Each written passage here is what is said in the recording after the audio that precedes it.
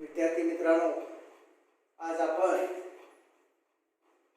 श्रम कल्याण आणि प्रथा या विषयामधील भारतातील श्रम कल्याणाची उत्क्रांती या प्रकरणाचा अभ्यास करणार आहोत.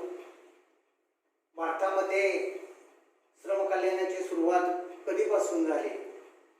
अलीकडच्या काळात आपण बघतो आहे की अनेक उद्योग व्यवसायामध्ये श्रमिकांना अनेक सोयी सुविधा मिळतात, पण त्याचा उगम जो आहे, त्याची सुरुवात जी आहे ती अगदी आपल्याला इथं दिसून येईल की औद्योगिक विकासाच्या बरोबरीनंच झालेली आपल्याला दिसते. आपल्याला माहिती आहे की औद्योगिक विकास जो झाला तो 1850 मध्ये औद्योगिक क्रांती झाली. आणि ही जरी औद्योगिक क्रांती इंग्लंडमध्ये कापड उद्योगात झालेली असली तरी ती जगभर अनेक देशामध्ये यंत्रचलित उद्योगधंदे अस्तित्वात आले आणि त्याच्यामध्ये कापड तयार होऊ लागलं.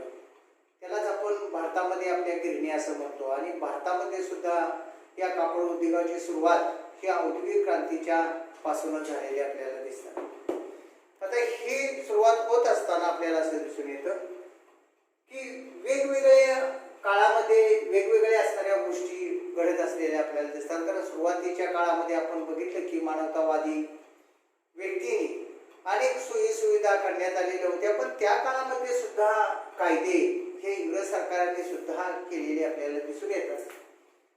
इथं 1850 पासून जर आपण बघितलं तर अप्रेंटिस ऍक्ट जो आणला की गरीब जे अनाथ मुलं आहेत त्यांच्या अंगभूत ज्या कला आहेत त्या कलागुणांना एक आकार देण्याच्या दृष्टिकोनातून, त्यांना एक चांगली सुविधा उपलब्ध करून देण्याच्या दृष्टिकोनातून एक प्रशिक्षण त्यांना मिळावं, आणि या प्रशिक्षणाच्या दृष्टिकोनातूनच हा 1850चा अप्रेंटिस ऍक्ट आणलेला आपल्याला दिसतो. त्याच्यानंतर आपण बघतो आहोत 1853चा फेडरल ऍक्सिडेंट ऍक्ट आणला की एखाद्या कामगाराच्या असणाऱ्या कामातील चुकीमुळं एखाद्याला जेव्हा जीव गमवावा लागतो किंवा एखाद्या कामगाराचा जेव्हा मृत्यू होतो तेव्हा त्याला किंवा त्याच्या कुटुंबियांना आपल्याला असं दिसून येतं की नुकसान भरपाई मिळाली पाहिजे. आणि म्हणून 1853ला फेडरल ऍक्सिडेंट ऍक्ट आणला.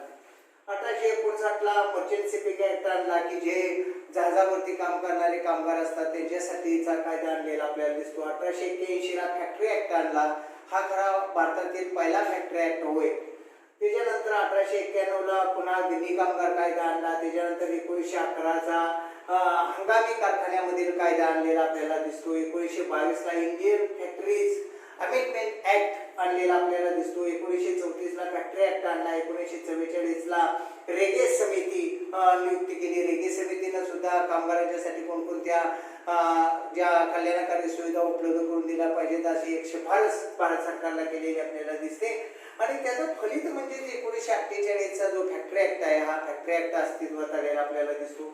त्याच्यानंतर आपण जर बघितलं तर भारतामध्ये स्वातंत्र्यानंतर पहिल्यांदा काय सुरू झालं तर एक पंचवार्षिक नियोजनाचं एक नियोजनबद्ध विकासाचं युग सुरू झालेलं आपल्याला दिसतं. आणि म्हणून भारत सरकारनं सुद्धा एक दीर्घकालीन योजना आणलेल्या आपल्याला दिसतात. आणि या योजनेची सुरुवात जर आपण बघितली तर 1951ला पहिली पंचवार्षिक योजना आणली गेली आणि 1951 ते 1956 या कालावधीसाठी पहिली पंचवार्षिक योजना होती. या योजना कालावधीमध्ये सुद्धा म्हणजे आज आपण इथं जवळपास 6व्या योजनेपर्यंत की जे 1980 ते 1985 पर्यंतची योजना आहे या योजना कालावधीपर्यंतच्या वेगवेगळ्या योजनांमध्ये सुद्धा श्रम कल्याणाच्या दृष्टिकोनातून उपक्रम भारत सरकारने राबवलेले दिसतात, उद्योजकांनी राबवलेले दिसतात.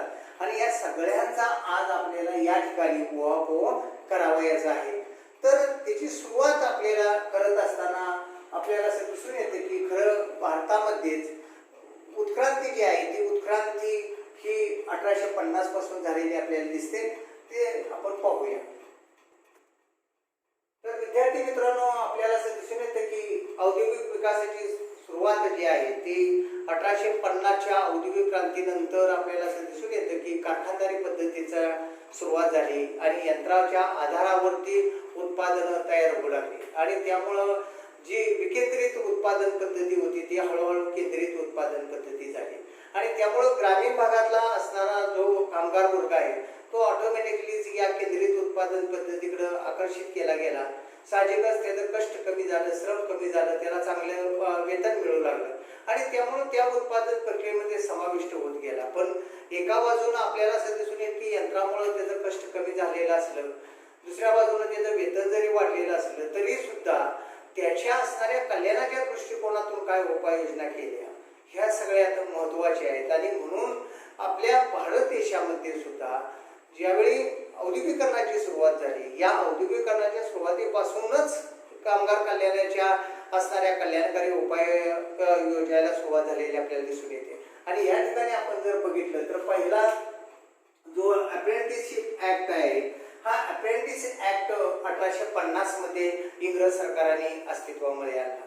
आता 1850 चा अप्रेंटिस ऍक्ट अस्तित्वात आणत असताना आपल्याला असं दिसून येतं की जी अनाथ मुलं होती, जी गरीब मुलं होती, गरीब कुटुंबातली होती, आणि त्यावेळी आपल्याला माहिती आहे की स्वातंत्र्यपूर्व कालखंड आहे, अगदी स्वातंत्र्यपूर्वीच्या सुद्धा 100 वर्षापूर्वीचा कालखंड आहे. आणि त्या काळामध्ये लोकांची आर्थिक परिस्थिती इतकी नव्हती आणि त्यामुळं कुठल्याही प्रकारचं शिक्षण, प्रशिक्षण अशा प्रकारच्या सोयी सुविधा फारशा उपलब्ध नव्हत्या. आणि म्हणून या गरीब मुलांना एक चांगल्या प्रकारचं प्रशिक्षण मिळावं, त्यांना त्या उद्योगधंद्यामध्ये काम करत असताना यंत्र कशा पद्धतीनं हाताळायचं, उत्पादन कशा पद्धतीनं होतं, त्याच्या प्रोसेसिंग कशा पद्धतीनं जातात याचं शिक्षण, प्रशिक्षण त्याला मिळावं. आणि म्हणून कोणत्याही कामगाराला नियुक्त केल्यानंतर पहिल्यांदा अप्रेंटिसशिप म्हणजे त्याला प्रशिक्षण दिलं जात असायचं आणि हे कायद्याअंतर्गत ते केलं जात असलेलं आपल्याला दिसून येतं. त्यामुळं 1850 मध्ये पहिला अप्रेंटिसशिप ऍक्ट आणला. यानंतर आपल्याला असं दिसून येतं की 1853 ला तुम्ही जर पाहिलं तर फेटल ऍक्सिडेंट ऍक्ट आणला. याचं कारण असं आपण विद्यार्थी मित्रांनो पाहिलं तर बऱ्याच वेळा कामगारांच्या हातून अनेक प्रकारच्या चुका व्हायच्या आणि या चुकांची शिक्षा अशी मोठी व्हायची की बऱ्याच वेळा कामगारांना मृत्युमुखी पडावं लागायचं. आणि त्यामुळे पूर्वीची जर गिरण्यांची जरी अवस्था आपण बघितली तर आता अलीकडच्या काळामध्ये स्वयंचलित माग वगैरे आलेले आपल्याला दिसतात, पण पूर्वीच्या गिरण्यामध्ये हातमाग वगैरे होते आणि ह्याच्यामध्ये रिस्क जास्त होते. त्यामुळे यामध्ये बऱ्याच वेळा आपल्याला असं दिसून येतं की कामगारांचा मृत्यू सुद्धा होत असायचा.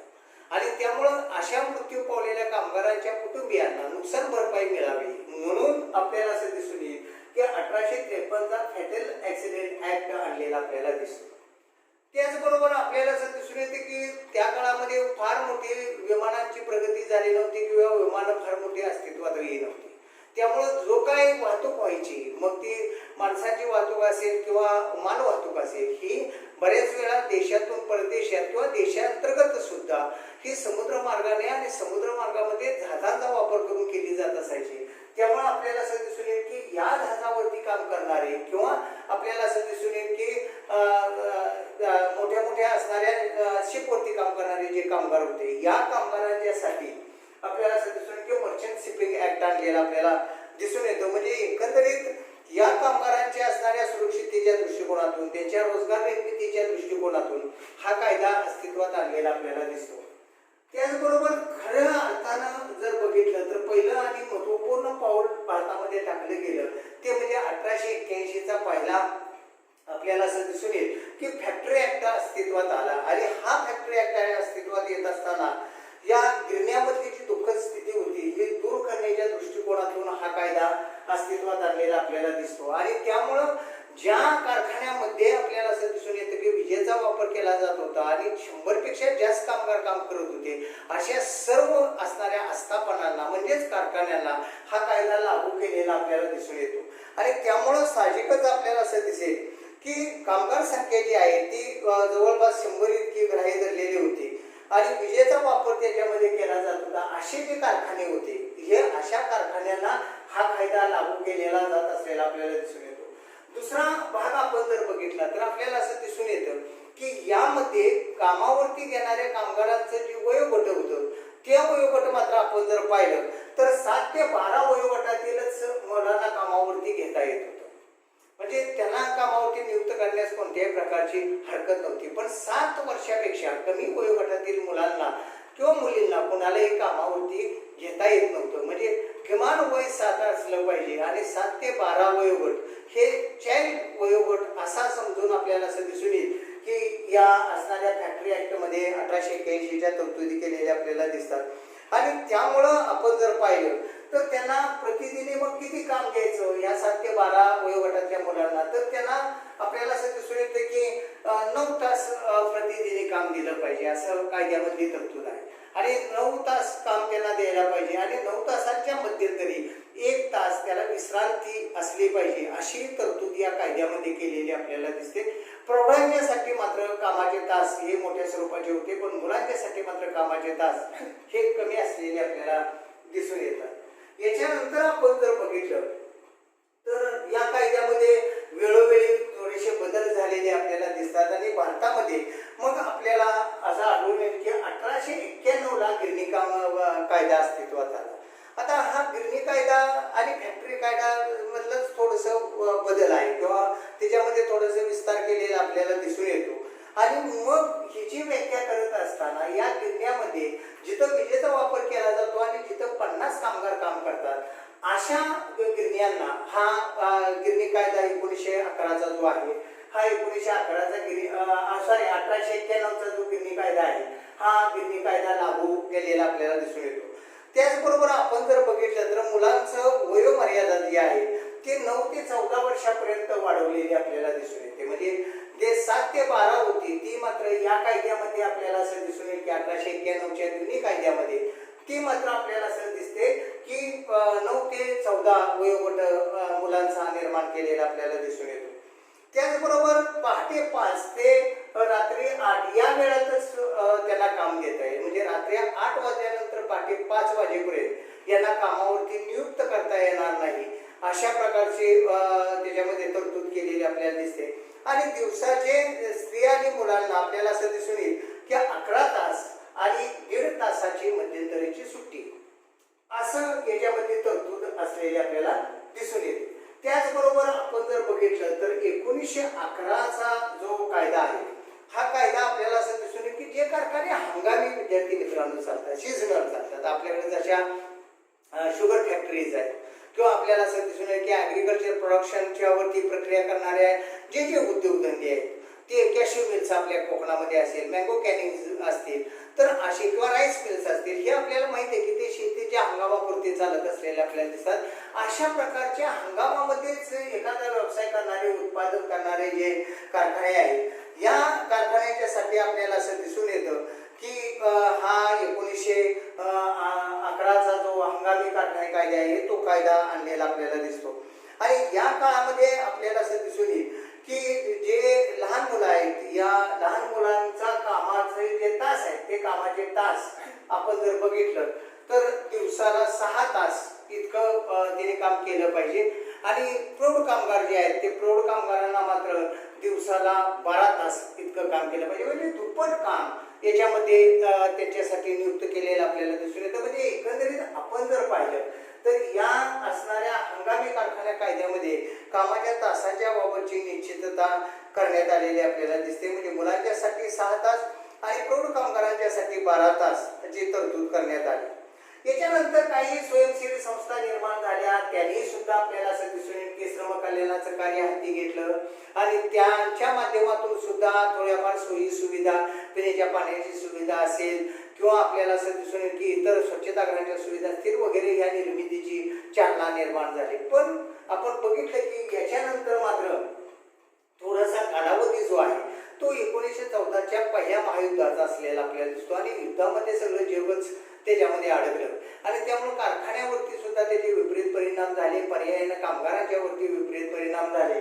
आणि या युद्ध समाप्तीनंतर आपण जर पाहिलं तर मात्र थोडेसे बदल झालेले आपल्याला दिसतात. भारतामध्ये सुद्धा आपल्याला असं दिसून येईल की काँग्रेस प्रणित कामगार संघटना अस्तित्वात 1920 मध्ये आली युद्धानंतरच. म्हणजे असे जे बदल झाले ते थोडेसे युद्ध कालावधीनंतर थोड्याफार कालावधीत झालेले आपल्याला दिसून येतात. पण कायदेशीर बदल जर आपण बघितला तर 1922चा इंडियन फॅक्टरीज अमेंडमेंट ऍक्ट जो आहे तो 1922चा आणलेला आपल्याला दिसून येतो. आणि त्यामुळं हा काय अमेंडमेंट ऍक्ट आणत असताना सगळ्यात महत्वाचं की जिथं विजेचा वापर केला जातो आणि जिथं 20 कामगार काम करतात अशा आस्थापनांना, अशा असणाऱ्या कारखान्यांना तो लागू केला गेला. आणि त्यामुळं साहजिकच कामगार संख्या कमी केल्यामुळं अनेक उद्योग व्यवसाय या असणाऱ्या कायद्याच्या अंतर्भूत त्यांचा समावेश झालेला आपल्याला दिसून येतो. त्यामुळं या वर्षापेक्षा आपण जर बघितलं तर पहिला का फॅक्टरी ऍक्ट 1881 चा 100 कामगारांच्यासाठी होता. नंतर आपण जर बघितलं तर 1891 चा किती कामगार कायदा 50 कामगारांच्यासाठी होता. आता तीच कामगार संख्या 20 पर्यंत आलेली आपल्याला दिसून येतात. म्हणजे जिथं 20 कामगार काम करतात अशा सर्व आस्थापनांना तो लागू केलेला आपल्याला दिसून येतो. त्याचबरोबर 12 वर्षाच्या खालील मुलांना या कायद्याच्या मुळे काम करता येत नव्हतं. म्हणजे किमान मुलाचं वय हे 12 वर्ष असलं पाहिजे आणि 12 वर्षाच्या पुढीलच किंवा 12 वर्षानंतरच्याच मुलांना कामावरती नियुक्त करता येत होतं. त्याच्या आतील मुलांना मात्र कामावरती नियुक्त करता येत नव्हतं. आणि त्याचबरोबर या 12 ते 14 वयोगटातील मुलांच्या कामाचे तास जे आहेत ते आपल्याला असं दिसून येईल की 6 तास करण्यात आलेले होते आणि रात्री 7 ते पहाटे 5:30 पर्यंत स्त्रिया आणि मुलं याच्यामध्ये दोन गोष्टी घडलेल्या आहेत की स्त्रिया आणि मुलं या दोघांनाही तुम्हाला कामावरती नियुक्त करता येत नव्हतं रात्री 7 ते पहाटे 5:30 पर्यंत. म्हणजे एकंदरीत आपल्याला असं दिसेल की एका बाजूने वयोमर्यादा वाढवली, दुसऱ्या बाजूने कामाचे तास त्यांचे निश्चित केले आणि तिसरी बाजू या कारखान्या कायद्यामधली जर आपण अभ्यासली तर आपल्याला असं दिसून येतं की रात्रपाळीचं जे काम आहे ते रात्रपाळीचं काम मुलं आणि स्त्रियांना देण्यात येऊ नये अशा प्रकारची या अमेंडमेंटमध्ये तरतूद असलेली आपल्याला दिसते. म्हणजे एकंदरीत आपण जर पाहिलं तर आपल्याला असं दिसून येईल की कामाचे तास जे आहेत ते कमी होत गेले. त्याचबरोबर प्रौढ कामगारांच्यासाठी आपल्याला असं दिसेल की आठवड्याचे 60 तास काम आणि दिवसाला 11 तासाचे काम निश्चित करण्यात आले. म्हणजे एकंदरीत आपण जर पाहिलं तर जास्तीत जास्त या मुलांना सोयी सुविधा देणं आणि प्रौढ कामगारांच्याकडूनच काम करून घेणं अशा प्रकारच्या तरतुदी केलेल्या आपल्याला दिसून येतात. म्हणजे एकंदरीत आपण जर पाहिलं तर हे अमेंडमेंट जे आहे ती अमेंडमेंट अशा पद्धतीनं तयार झालेली आपल्याला दिसून येते. दुसरा भाग असा की 1934 चा जो फॅक्टरी ऍक्ट आहे हा फॅक्टरी ऍक्ट थोडासा विस्तारित केला गेला की या फॅक्टरी ऍक्ट मध्ये आपण जर पाहिलं तर कामाचे तास जरी निश्चित करण्यात आले तरी आपल्याला असं दिसून येतं की सर्व प्रकारच्या सोयी सुविधा निर्माण करण्यावरती थोडासा भर दिला. स्वच्छतागृहांच्या सुविधा असल्या पाहिजेत किंवा धूळ यापासून कामगारांचं संरक्षण असलं पाहिजे अशा प्रकारच्या तरतुदी विद्यार्थी मित्रांनो आपण जर बघितलं तर या कायद्याअंतर्गत केलेल्या आपल्याला दिसून येतात. आणि त्याचबरोबर सगळ्यात महत्त्वाचं आपण जर पाहिलं तर मुलांचं वय जे आहे ते मुलांचं वय आपल्याला असं दिसून येईल की 15 वर्षापर्यंत निश्चित करण्यात आलं. म्हणजे 12 ते 15 वर्षाच्या वयोगटातील मुलांना आपल्याला असं दिसेल की प्रति दिवसाला 5 तास काम हे मात्र निश्चित करण्यात आलं. म्हणजे 1934 चा जो कायदा आहे हा 1934 च्या कायद्यामध्ये जे मुलं आपल्याला असं दिसून की 12 ते 15 वयोगटातील आहे या मुलांच्यासाठी जी तरतूद करण्यात आली ती तरतूद मात्र आपल्याला असं दिसून येतं की 6 तासांची करण्यात आली आणि प्रौढ कामगारांच्यासाठी मात्र आपण जर पाहिलं तर 10 तास काम हे निश्चित करण्यात आलेलं आपल्याला दिसून येतं. याच्यानंतर आपण जर बघितलं तर भारत सरकारनं एक समिती नियुक्ती केली की काय काय सुविधा या श्रम कल्याणाच्या बाबत असल्या पाहिजेत आणि म्हणून 1944 ला आपण जर पाहिलं तर रेगे समितीची नियुक्ती केली.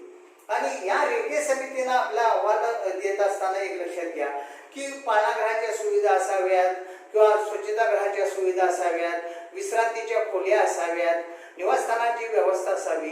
या ज्या अतिशय मूलभूत आणि महत्त्वपूर्ण सुविधा आहेत या सुविधांची शिफारस ही मात्र रेगे समितीने केलेली आपल्याला दिसतात.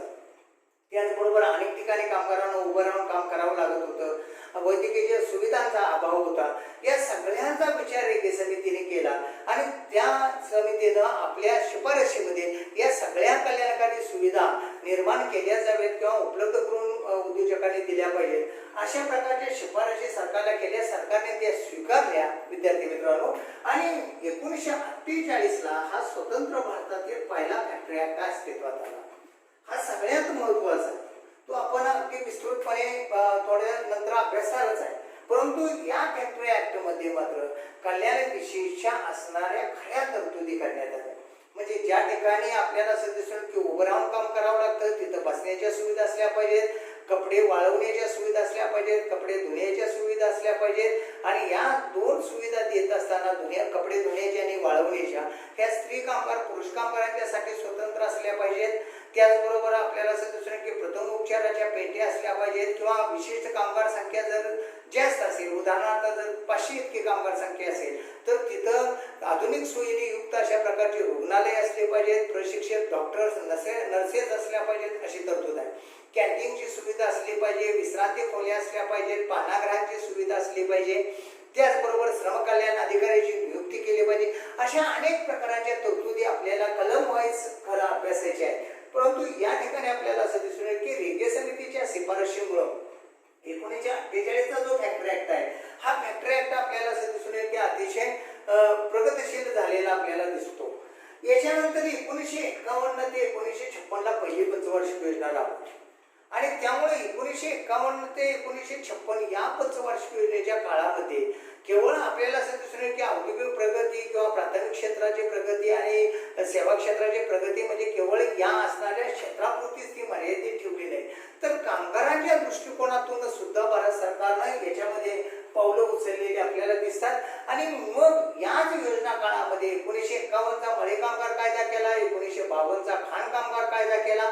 म्हणजे एकंदरीत वेगवेगळ्या ठिकाणची सिच्युएशन्स विचारात घेऊन त्या ठिकाणच्या कामगारांच्या अडीअडचणी सोडवण्याच्या दृष्टिकोनातून किंवा त्यांना सेवा सुविधा उपलब्ध करून देण्याच्या दृष्टिकोनातून भारत सरकारने या पहिल्या पंचवार्षिक योजनेमध्ये अनेक प्रकारचे कायदे केलेले आपल्याला दिसून येतात.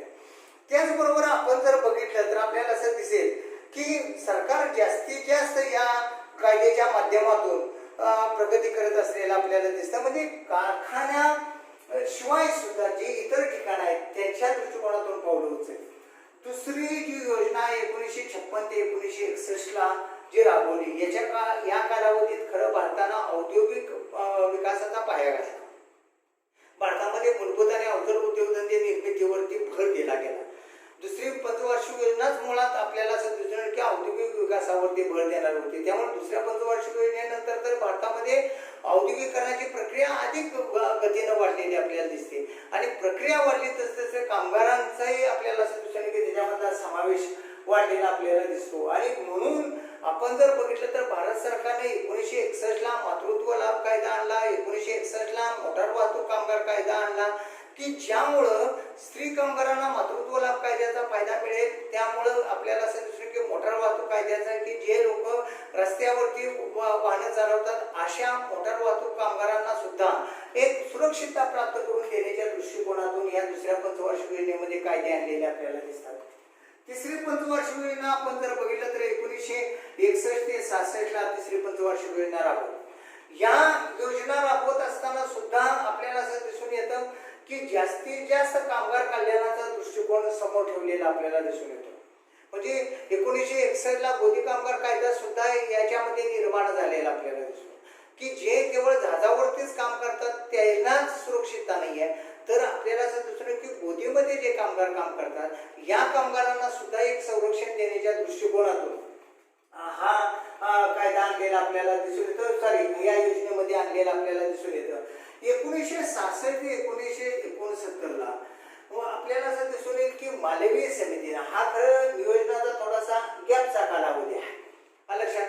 म्हणजे याला रोलिंग प्लॅन असं म्हणलं जातं, कारण याच्यामध्ये आपल्याला असं दिसून येईल की वर्षाला प्लॅन बदलले गेले आणि नवीन प्लॅन प्रत्येक वर्षी आणला गेला. आणि याच कालामध्ये मालवीय समितीची नियुक्ती सरकारने केली की कामगार कल्याणाच्या काय उपाययोजना आणखी करता येतील आणि मालवीय समितीनं कामगारांना जास्तीत जास्त ज्या मूलभूत सोयी सुविधा आहेत त्या उपलब्ध करून देण्याच्या दृष्टिकोनातून सरकारनं प्रयत्न केले पाहिजेत किंवा मालक वर्गाने प्रयत्न केले पाहिजेत आणि कामगारांना जास्तीत जास्त त्यांना अत्यावश्यक अशा प्रकारच्या चांगल्या सुविधा उपलब्ध करून द्याव्यात अशी शिफारस मालवीय समितीने केली. मालवीय समितीने दोन्ही बाजू विचारात घेतल्या, कामगारांची घेतली, मालकांची घेतली आणि मग कामगारांना सुद्धा चांगल्या प्रकारच्या सुविधा उपलब्ध करून देणं हे मालकांचं कर्तव्य आहे आणि ते मालकाने उपलब्ध करून दिल्या पाहिजेत, तरच कामगार चांगल्या कार्यक्षमतेने काम करू शकतात. म्हणजे मालवीय समितीचा दृष्टिकोन जो आहे तो जास्तीत जास्त मालक आणि कामगार या दोघांनाही आणि औद्योगिक वातावरण चांगल्या प्रकारचं राहील या दृष्टिकोनातूनही केलेला आपल्याला दिसतो.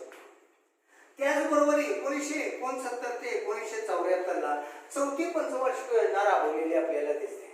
आता हे चौथ्या पंचवार्षिक योजनेमध्ये सुद्धा आपण जर बघितलं तर चांगल्या प्रकारचे कायदे 1969 ला आपण जर बघितलं आंतरराज्य स्थलांतर कामगार कायदा थोडंसं अस्तित्व आणलेलं आपल्याला दिसून येतं. इतर कायदे जे आहेत ते छोटे मोठे कामगार कल्याणाच्या दृष्टिकोनातून उपाययोजना मालक वर्गाने केल्या पाहिजेत. राज्य सरकार केंद्र सरकार त्यांना मदत करत असलेलं आपल्याला दिसून येतं. मग रस्ते वाहतुकीची सुविधा असेल किंवा त्यांना निवासस्थानासाठी जागांची उपलब्धता असेल, सार्वजनिक पाणी पुरवठ्याच्या सुविधा असतील, विजेची सुविधा असेल, हे सगळं किंवा आपल्याला असं दिसून येईल की सार्वजनिक वितरण संस्थेच्या मार्फत अन्नधान्याचा पुरवठा असेल, हे सगळ्या गोष्टी आपल्याला असं दिसून येईल की कामगारांच्यासाठी सरकारच्या वतीनं राज्य सरकार म्हणजे केंद्र सरकारच्या वतीनं राज्य सरकारच्या वतीनं पुरवल्या जात होत्या. मालक वर्गाच्याकडून सुद्धा त्या केल्या जात होत्या आपल्याला असं दिसतं.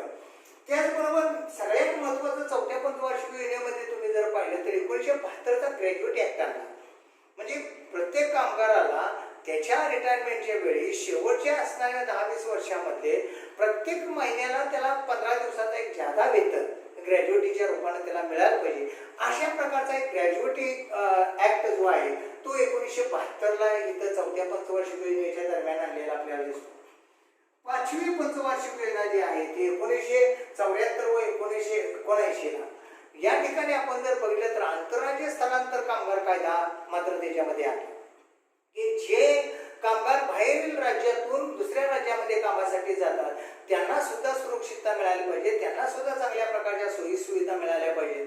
या दृष्टिकोनातून उपाययोजना 1979चा जो आंतरराज्य स्थलांतर कामगार कायदा आहे याच्या अंतर्गत केलेल्या आपल्याला दिसून येतात. म्हणजे एकंदरीत आपण जर बघितलं तर भारत सरकारनं कायद्याच्या माध्यमातून आणि योजनांच्या असणाऱ्या फंडातून थोडीफार आर्थिक मदत करत, थोड्याफार सुविधा निर्माण करत कामगार कल्याणाचं काम केलं गेलेलं आपल्याला दिसतं.